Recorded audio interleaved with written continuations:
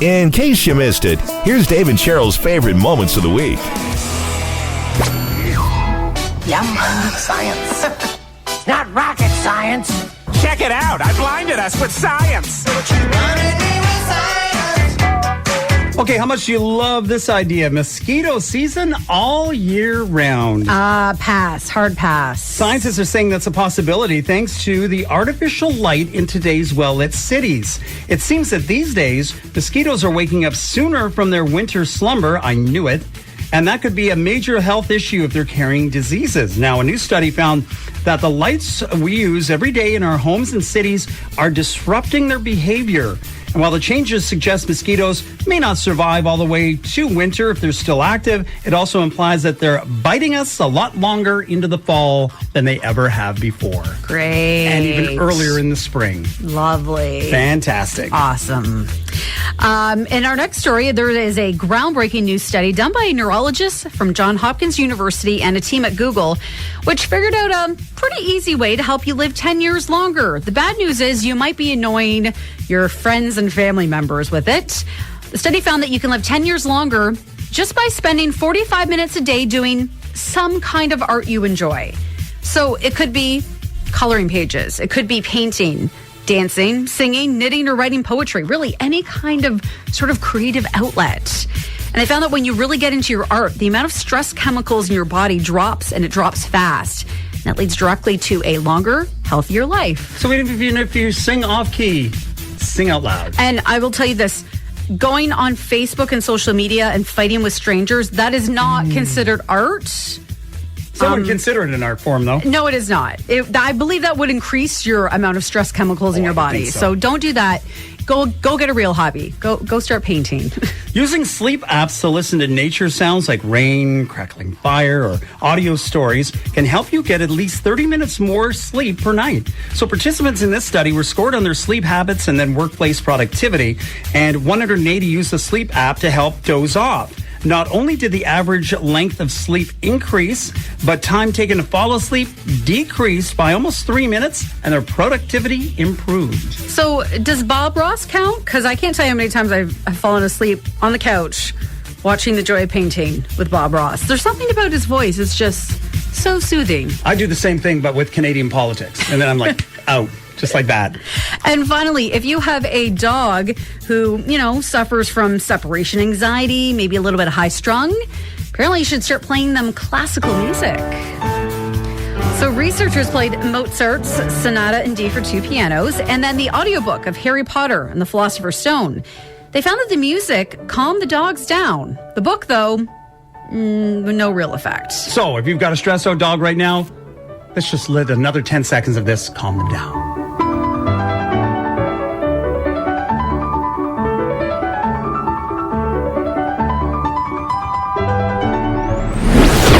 Windsor has a title that I don't think they really wanted to have. According to the online casino, they did this report, and Windsor's being called the Karen capital of Canada.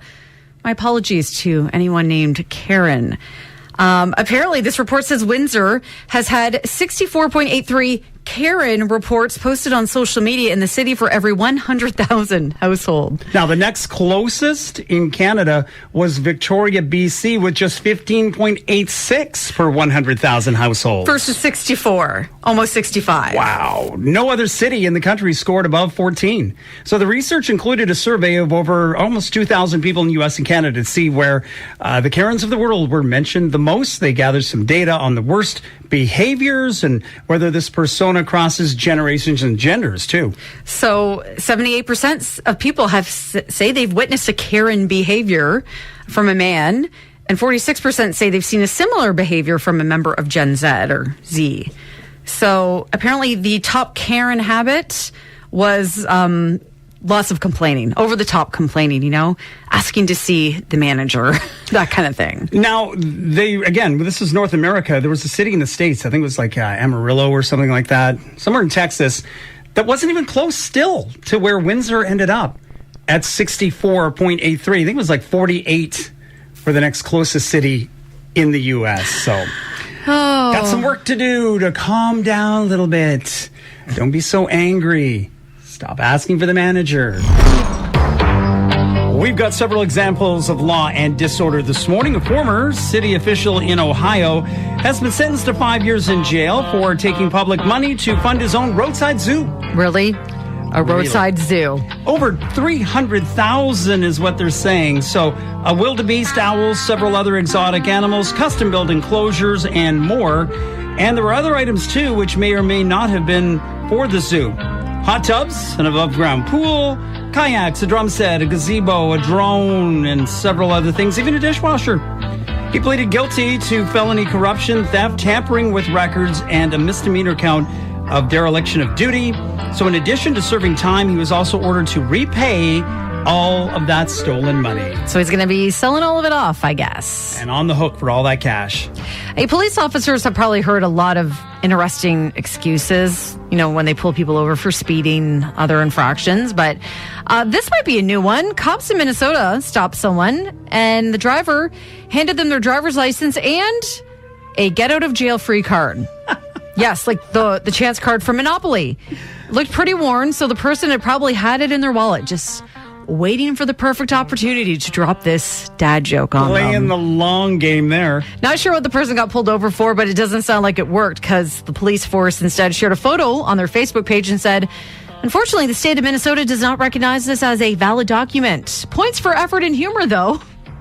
It's possible the driver just got a ticket and was allowed to proceed, pass and go, and collecting $200.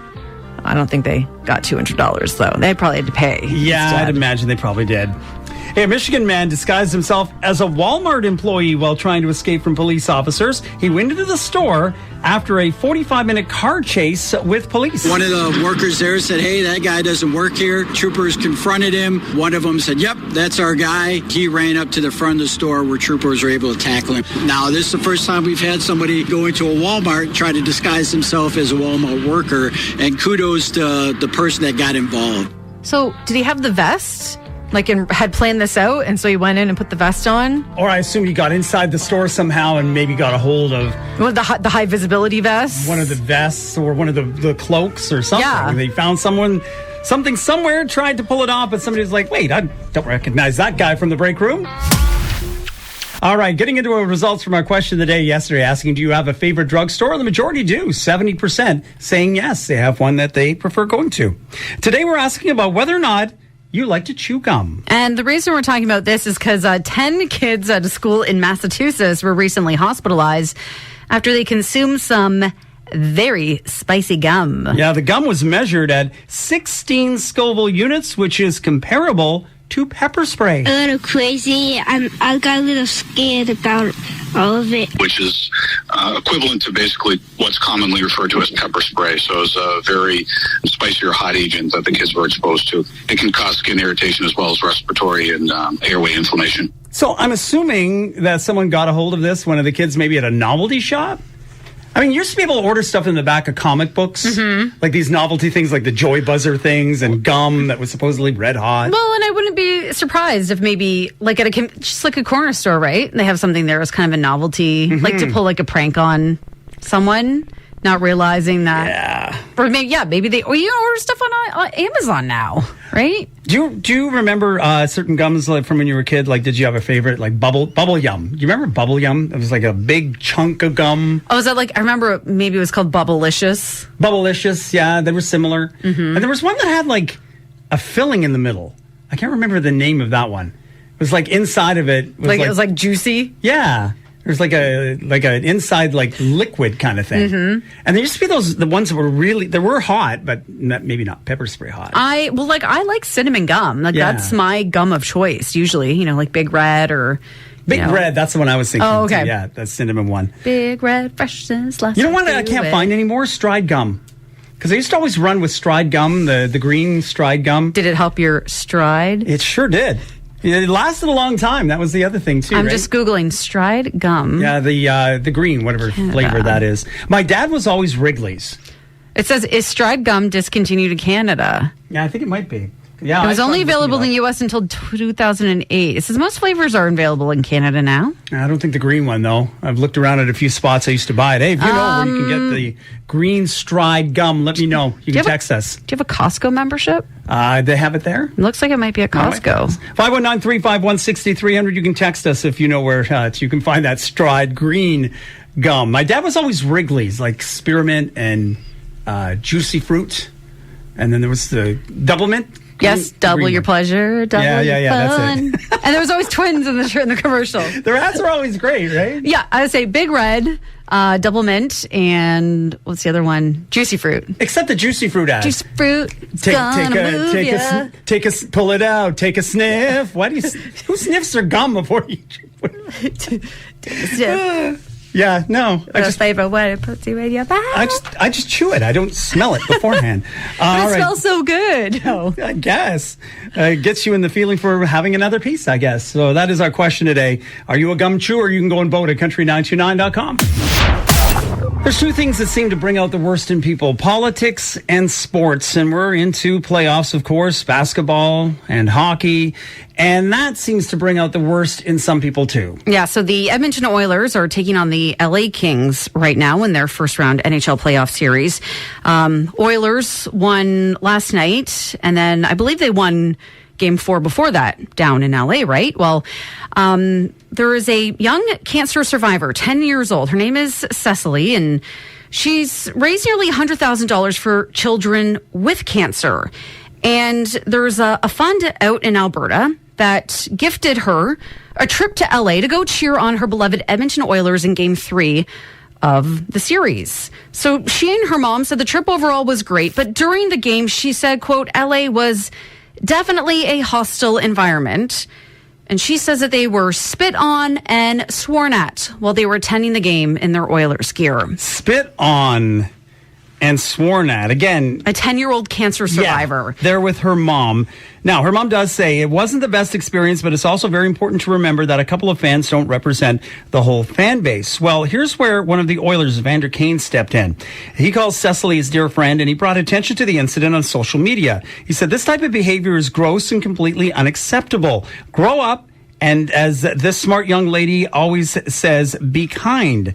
Well, that set off a firestorm. Next, his Instagram stories, he shared screenshots of a vulgar direct message that he received that I'm not even willing to paraphrase or repeat because it was disgusting. It was terrible. Vile. And actually, some of the media out in Edmonton reached out to this car dealership north of San Diego because the name of this Instagram seemed to match one of their employees, and they confirmed, yeah, that person no longer works here, that they had been let go, and their Instagram account appears to have now been deleted. Now, here's the good out of all of this. As this controversy picked up steam on social media, LA Kings fans posted her story and donation page online, encouraged others to donate, and they have been. Yes, so she has been raising money for the Children's Hospital out there in Edmonton, and as a result, she has this page. So she said one of the LA Kings Twitter fans shared it on his account and said, hey, let's show her what real Kings fans are like. Not all Kings fans are toxic. Very few of us are. This lady does not represent us, and we don't claim her. So their fans have now donated, at last check, more than $7,000. And that was, last night at about 4 p.m. And I'm sure as this story has gotten more publicity, more fans from both the Oilers and the Kings have stepped up and made donations. And Cecily and her mom were at Rogers Place to cheer on the Oilers in that 6-3 win last night. So I'm sure it was a much better environment for them to be in. Today we're talking about food waste, and earlier this morning, actually on our impossible question, we were talking about how the average family throws away 70 loaf-end bread crusts, or the bud of the bread, as some people might call it. Well, that's not all we're throwing out when it comes to groceries. I mean, they're so expensive now. I would hope we're using them more often, but a new report says the average person throws away about $63 worth of groceries every week. That's about $3,000 every year, and it all adds up. They say the most common items are fruits and vegetables. You're just not getting through it all before they start to spoil. Leftovers for meals that you don't get eaten, That happened to me the other day. I was looking for something in my fridge, and I moved something. and leftovers I'd had from, it must have been 2 or 3 weeks ago, had fallen behind some cans, and I didn't see it. Did you say 2 or 3 years ago? 2 or 3 weeks. Wow. You really were left over. You know what? I have found some really old stuff in the back of my fridge before that have like fallen out of the cheese drawer, and you're like, where is that from? Or you open up a container and it's got fur on it. And yeah. Like, oh, yeah. Well, that's what happened. I was like, is this still good? Oh, no. And so I had to go check it out. And I was really sad because I was like, I would have eaten those leftovers too. So we're asking this, what is the food item that you tend to find yourself throwing away most often? 519-351-6300. You can send us a text or you can always give us a call. So the one that people said that they find the hardest to use up, lettuce, number one on the list. Bananas also making the list. And actually, Lisa texted us that, bananas. Well, then you know what you do. You throw them in the freezer, and then they fall out and hit me in the foot. These frozen bananas that are always in the freezer. But Lisa says it's not just bananas for her. She's also said salad dressing. Oh, yeah.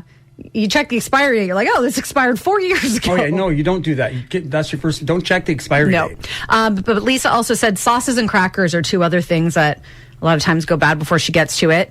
Now, Bridget texted us to say grapes and salad dressing. Yes, and thank you, Bridget. You just reminded me I bought grapes, I don't know, about a week ago, and they were nice and crispy. I had a couple. I'm like, well, I'm going to eat these every day. And I totally forgot I had them in the fridge. Well, maybe you need to use the tip that Tammy texted us a little earlier this morning. She said to line your crisper with paper towels. It absorbs the moisture from the veggies and the fruit so they last longer. So also on the list of things that we're throwing away a lot, bananas, milk, apples, bread, avocado. Well, avocado is good for like 4 minutes. You get it home, and it's like, it's already bad. How's that possible? It's still in the bag. Deli items, yes. You get to, meats and stuff like that. Also, eggs, meat, and carrots. Speaking of deli meat, just a random thought that popped in my head. Did your parents ever buy the meat that had macaroni and cheese in it? Yeah, I still... You know what? I'd eat that now. If someone brought that in for me, I would eat that right now. I don't even think it's meat. It's like, it was macaroni and cheese loaf. Yeah, I think that's what it was called. It's melted down Play-Doh. I think it's Play-Doh that they stick macaroni and cheese in. No, it's the congealed ham. So you got to pop the little things out, right? Oh, yeah. That's always how you ate it. You like went, put it up to your face and you look through the holes? Yes. I didn't have cable when I was a kid, so there was, sometimes on a rainy day there wasn't a lot. Same. We had the antenna. Wow. You know what? If someone brings it, drops that off, I will eat it right now. That just was a memory that popped in my head about doing that. That never got wasted in my house because I was always eating it when I was a kid. Just snacking on it. My friend Michelle just texted me to say I put the end piece of the bread in with the brown sugar to keep it soft. Well, that's a good idea. That's another great use for that end piece of bread in the sandwich loaf. My mom used to cut up apples and put them in the cookie jar. And then the apples would help keep the cookies... Keep the moisture in there? Right? We also had gotten in a text from someone earlier with regards to the paper towels. Yeah, we talked about that with Tammy. And there was a couple of others, too, that we got. Carol just texted to say, wrap the banana ends with foil wrap. It makes them last longer. Well, that's a neat idea. Angie had texted us earlier saying the crust of the bread makes awesome French toast. Yes, we have done that before. Now I want French toast and mac and cheese loaf.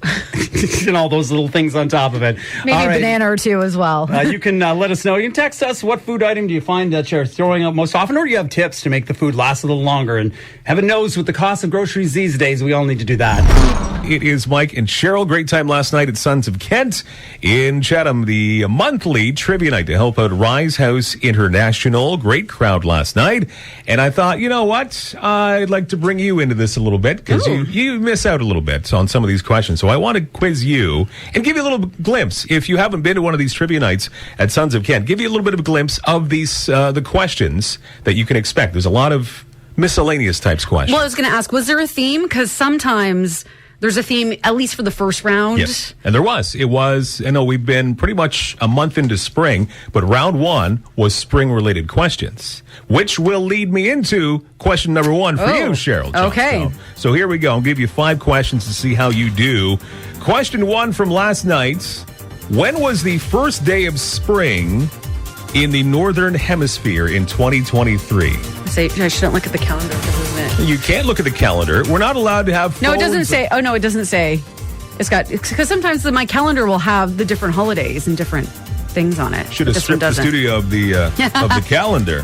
The first day of spring in the Northern Hemisphere in 2023 was what? Was it March? No. I just say... See, you're doing this without any help because you have teams. I know. I don't have any night, right? teammates. Yeah. I can't phone a friend or anything like that. Let's go with like April 10th. April 10th is absolutely wrong. That was just a straight up guess. Was it actually March? March 20th. I was going to say March 21st. March 20th. First day of spring in the Northern Hemisphere. Note to self, trust your gut. You're off to a little ominous start, but you have lots of time to maybe get 4 out of 5. Okay. Question number 2. In what city would you find the famous Bourbon Street?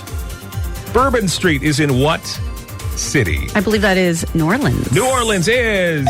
You're starting to redeem yourself. Well done. Time for Mardi Gras. It's not where everyone gets drunk and they're walking down the street It's drinking just... It's a mess. foot-long daiquiris and stuff. It's an amazing mess. It's a fun, life-changing mess, but a mess nonetheless. I've never been. Have you? No. I'd like to change it. I'd like to change that and see that. Yeah, I'd love to go. Part of me, anyway. Part of me is also scared of all those people. It's too people-y. Too people-y maybe for me. Question number 3. In The Simpsons, which has been on television for 87 years now. It feels that way. The Simpsons. What is Smithers' first name? Smithers? What is his first name? I feel like it's like Ronald or something. Ronald, your final answer? Sure. Ronald. No. See, I wasn't allowed to watch Simpsons as a kid, so... So it premiered when I was 10 years old. 1989 it premiered, and that's why I was allowed to watch every single episode, and that's why I turned out the way I did. We still ended up in the same spot, Mike, though. That's right, here we are. Waylon Smithers. Waylon. I would... Waylon Smithers is the answer like there. Waylon Jennings. Yep. Far different people. Yes. Far different people. Okay. All right, 3 questions down, 2 to go. What are the 2 fruit juices in a Cosmopolitan? 2 fruit juices in a Cosmopolitan. I feel like cranberry. Cranberry is one. I feel like it's another... Is it another pink or red drink? I'm asking the questions here, Cheryl. I'm going to say, so cranberry, maybe, let's go with a splash of orange juice. Oh, I thought you were going to have it, but it's lime. Oh, lime juice. Different, wrong citrus. Cranberry and lime. Yeah, I guess you I was going to say pomegranate. I was like, that's all right.